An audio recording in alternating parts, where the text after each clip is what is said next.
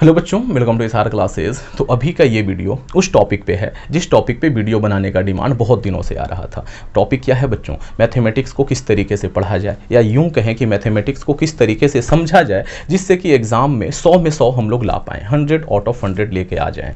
ठीक है बच्चों, बहुत आसान होता है 100 आउट ऑफ 100 लाना। अगर हम कुछ गलतियों को ना करें, कुछ ज़रूरी बातों को ध्यान में रखें तो 100 में 100 लाना बहुत ज़्यादा मुश्किल नहीं होता है, क्योंकि मैथमेटिक्स ही वो सब्जेक्ट है जिसमें सबसे आसानी से 100 में 100 लाया जा सकता है। इससे ज़्यादा आसानी से और किसी में नहीं लाया जा सकता। ठीक है बच्चे, हाँ, मैं ये नहीं कह रहा हूँ कि ये सब्जेक्ट आसान है। सब्जेक्ट को आसान कैसे कह दूँ जब सबसे ज़्यादा बच्चा इसी सब्जेक्ट में फेल होता है ना? सबसे ज़्यादा बच्चों को इसी सब्जेक्ट से डर लगता है, तो इसको आसान तो बिल्कुल नहीं कहा जा सकता। लेकिन जिन बच्चों को मैथमेटिक्स से प्यार हो जाए, या यूँ कहें कि मैथमेटिक्स ने जिन बच्चों को चुन लिया है, उनके लिए ये बड़ा आसान है। 100 में 100 लाना बहुत आसान है। कुछ पॉइंट्स हैं जो कि मैंने अपने पर्सनल एक्सपीरियंस के आधार पर बनाए हैं। अगर आप उनको ध्यान में रखोगे, आपके आसानी से 100 में 100 आएंगे। पहला पॉइंट क्या है? सवालों को अच्छे से पढ़ना।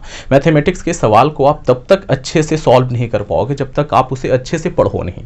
तो सवाल को एक बार पढ़िए, एक बार में समझ में ना आए तो 2 बार पढ़िए, 2 बार में भी समझ में ना आए तो 3 बार पढ़िए। क्योंकि अगर आपने अच्छे से सवाल को पढ़ लिया, आधा सवाल वहीं सॉल्व हो गया। तो सवाल को ना अच्छे से पढ़ना है। तो पढ़ने के दौरान हमें करना क्या है? तो हमें 2-3 बातों का ध्यान रखना है। वो हमारा है दूसरा पॉइंट। पहला बात कि सवाल में क्या दिया हुआ है। पहली बात हमें यह पता करना है कि सवाल में कौन कौन सी चीजें, कौन कौन से आंकड़े दिए हुए हैं, और उन आंकड़ों के आधार पे हमसे क्या पूछा जा रहा है।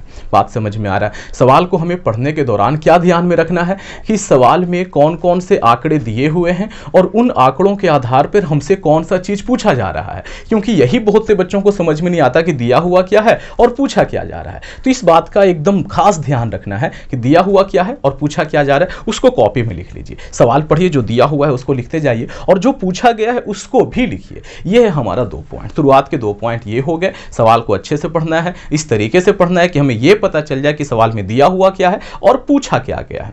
तीसरा चीज जो आपको ध्यान देना है वो ये ध्यान देना है कि जो पूछा गया है क्या उसके लिए आंकड़ा दिया गया है। जो आंकड़ा दिया गया है वो है भाई, मतलब कि इतना है आंकड़ा कि जो पूछा गया उसको हम आसानी से निकाल पाए।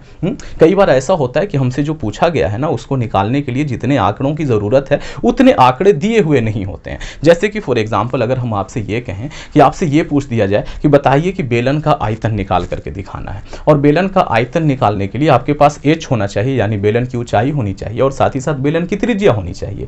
लेकिन आपको ऊंचाई तो दिया हुआ है लेकिन त्रिज्या नहीं दिया हुआ है।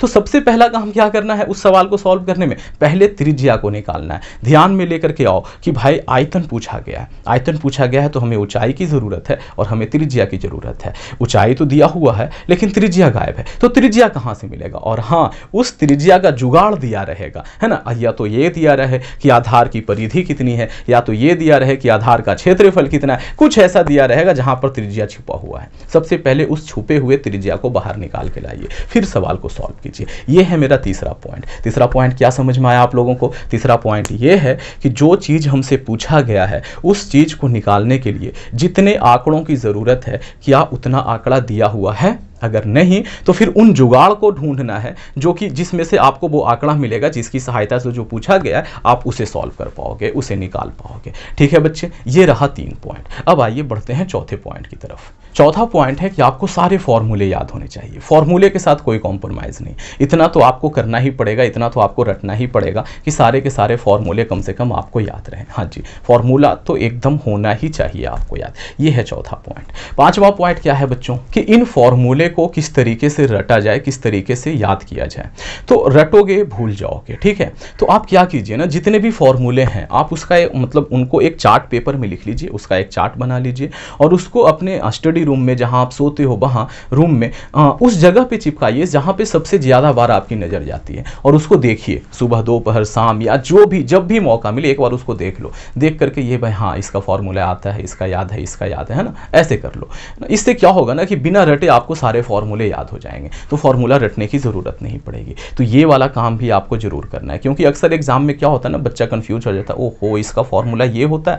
तब अगर एक बार आप कंफ्यूज हुए तो फिर समझ लीजिए कि बेड़ा गर्क है। है ना, उस वो वाला सवाल तो कम से कम अच्छे से नहीं हो पाएगा जब तक कोई दूसरा हेल्प ना करते। और अगर आप कर भी लेते हो गलती से तो एक डर बना रहेगा कि हमने गलती किया, सही किया, क्या किया। तो फॉर्मूले को आपको याद रखना है, ठीक है बच्चे। और याद रखने का तरीका मैंने बता दिया कि किस तरीके से याद करना है। अब हम लोग बढ़ते हैं अगले पॉइंट की तरफ। जब भी मैथमेटिक्स के सवाल को सॉल्व करने जाएं तो आप ऐसा नहीं कि टीचर ने जो बताया है बिल्कुल स्टेप्स को रट लिया कि हाँ ये वाला सवाल इस तरीके का आता है तो सबसे पहले ये करना है, उसके बाद ये करना है, उसके बाद ये करना है। ऐसे स्टेप्स को रटोगे ना फंस जाओगे। क्यों फंसोगे भाई? हो सकता है कि कोई एक स्टेप आप भूल जाएं। तो स्टेप को नहीं रटना है, हमें क्या करना है, हमें टारगेट को ध्यान में रखना है कि हमें कहां पहुंचना है। जैसे मैंने अभी एग्जांपल के साथ कहा था कि अगर त्रिज्या नहीं दिया हुआ रहे और बेलन का आयतन आपसे पूछ दिया जाए तो सबसे पहला काम क्या है जी, हमें पहला काम यह करना पड़ेगा कि त्रिज्या निकालना पड़ेगा। तो क्या इसके लिए रटने की जरूरत है? नहीं। हम केवल क्या करेंगे, बेलन का आयतन का फॉर्मूला देखेंगे कि इसमें एच चाहिए, आर चाहिए, दोनों चीज चाहिए। एच दिया हुआ है, आर नहीं दिया हुआ है, तो सबसे पहले आर निकालेंगे। तो इसके लिए स्टेप्स को रटने की क्या जरूरत है कि पहले त्रिज्या को निकालना है?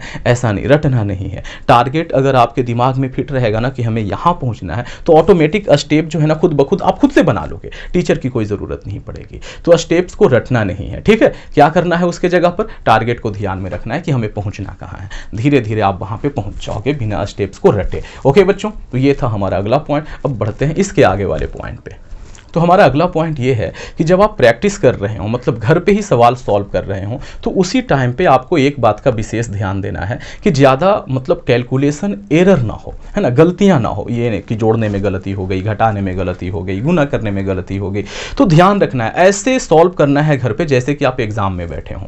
तो एक आदत सी बन जाएगी गलती न करने की। अगर आप ये गलती घर पे करोगे ना, जाहिर सी बात है एग्जाम में भी ये गलती होगा, ठीक है। हाँ, तो ये गलती नहीं करनी है। घर पे ही हमें एकदम बिल्कुल प्रिसाइजली बनाना है, बिल्कुल एकदम एक्यूरेट बनाना है कि हाँ भाई ये होता है।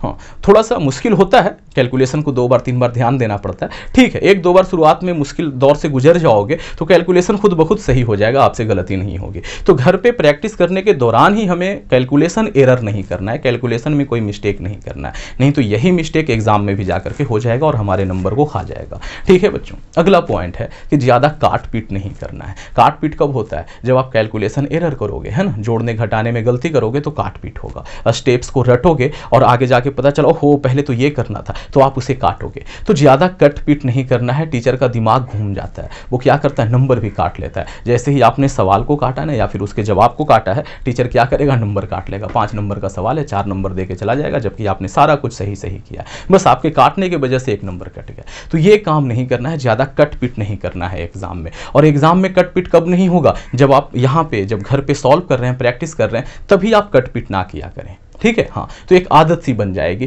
कि हाँ भाई गलती हमसे होती ही नहीं तो कट पीट क्या होगा, ठीक। ये अब ऐसा नहीं कि गलती हो गई है तो उसे काटने से डर रहे हैं, नहीं। अगर गलती एग्जाम में हो गया है तो आप उसे काटना क्या करोगे, नहीं काटोगे तो पूरा का पूरा नंबर चला जाएगा, ठीक है बच्चे। हाँ जी, तो ये था हमारा अगला पॉइंट। अब इसके बाद वाले पॉइंट पे चलते हैं। इसके बाद का पॉइंट क्या है, सवाल को सॉल्व करते समय अपने स्पीड को मेंटेन रखना है।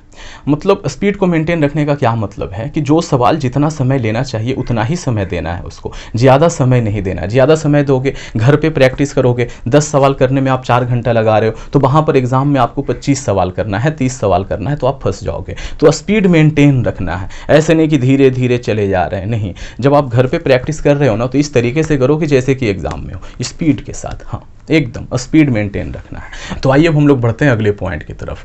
अगला पॉइंट ये है कि जो सवाल आपको आता है, मतलब कि जिसका सॉल्यूशन आपको अच्छे से पता है, उसको बहुत ज़्यादा स्पीड में सॉल्व नहीं करना है या बहुत ज़्यादा आराम से भी सॉल्व नहीं करना है। बहुत ज़्यादा स्पीड में करोगे ना तो हो सकता है कि गलती हो जाए, और बहुत ज़्यादा आराम से करोगे कि ये तो आता है, खूब मज़े से सॉल्व कर रहे हैं, ढेर सारा समय खा जाएगा।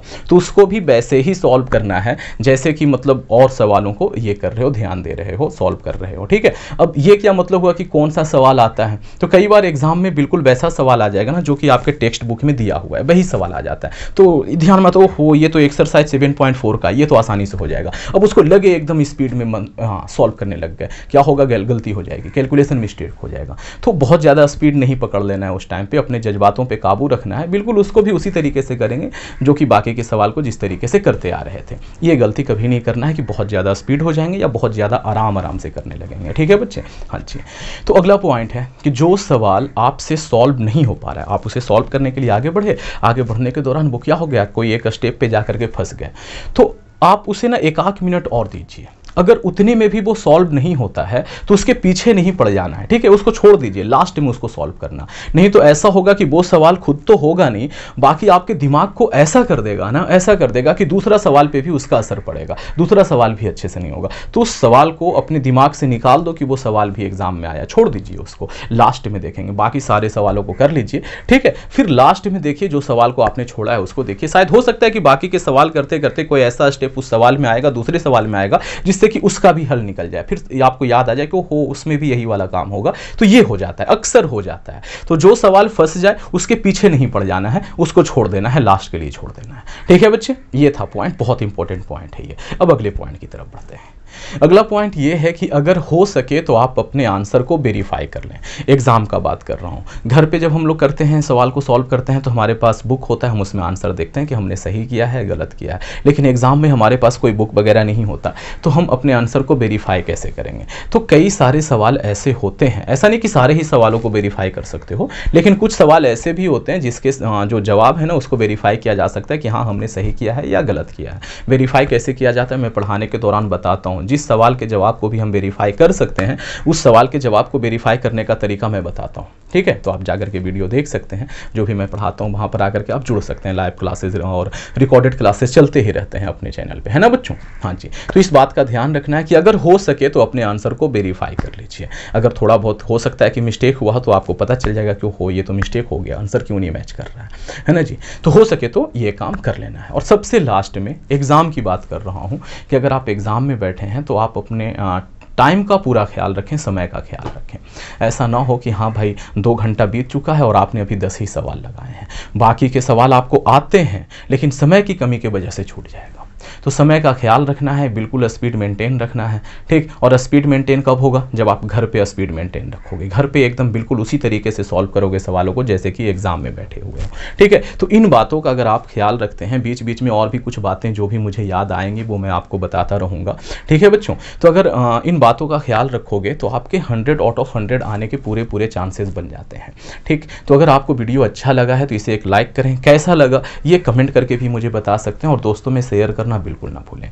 और आप चाहें तो चैनल को सब्सक्राइब कर सकते हैं, यहाँ पर पढ़ाई तो होती ही रहती है, क्या पढ़ाई वाला ही चैनल है ये, ठीक है। हाँ जी, तो आपको पूरा का पूरा सिलेबस यहाँ पे कंप्लीट कराया जाता है, एग्जाम के पॉइंट ऑफ व्यू से क्वेश्चन आंसर भी करवाया जाता है। तो thank you, thanks for watching, बने रहिए SR क्लास के साथ।